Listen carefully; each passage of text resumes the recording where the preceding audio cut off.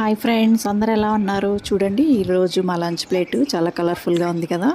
రోటీ, dal fry, mutton kebabs, అరటికాయ fry, white rice, sambar, పెరుగు అండి. మటన్ కీమా కట్లెట్స్ ఎలా చేసుకుందామో ఒకసారి రెసిపీ చూసేద్దామా. మరి ఇప్పుడు ముందుగా ఒక చిన్న కప్పు శనగపప్పు నానబెట్టేసుకున్నాం అండి 1 అవర్. మళ్ళీ మటన్ ఒక 200 గ్రామ్స్ రెడీగా ఉంచేసుకున్నాం మ్యారినేట్ చేసి. అండ్ ఆల్ స్పైసెస్ కూడా రెడీగా ఉంచుకుందాము.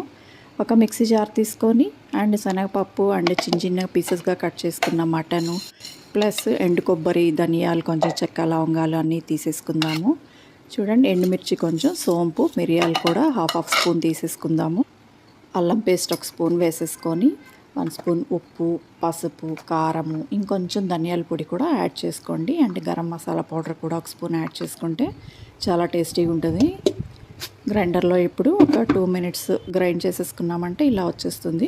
ఇప్పుడు ఆనియన్, కొంచెం కరివేపాకు అండ్ కొత్తిమీర కూడా వేసి ఇంకొకసారి బ్లెండ్ చేసేసి ఇలా బాగా కలిపేసుకోండి మొత్తము. మీకు ఏ షేప్ కావాలో ఆ షేప్ చేసేసుకొని బియ్యం పిండిలో కొంచెం అద్ది డీప్ ఫ్రిడ్జ్లో ఒక 10 మినిట్స్ పెట్టేసుకున్నారంటే ఇలా స్టిఫ్గా రెడీ అయ్యి వేయించుకోవడానికి వీలుగా ఉంటుంది. ఆయిల్ సిమ్లోనే పెట్టి 2 వైపులా వేయించుకున్నారంటే లోపల కూడా బాగా కుక్ అవుతుందండి. చూడండి, మా కట్లెట్స్ ఎంత బాగా రెడీ అయిపోయాయో.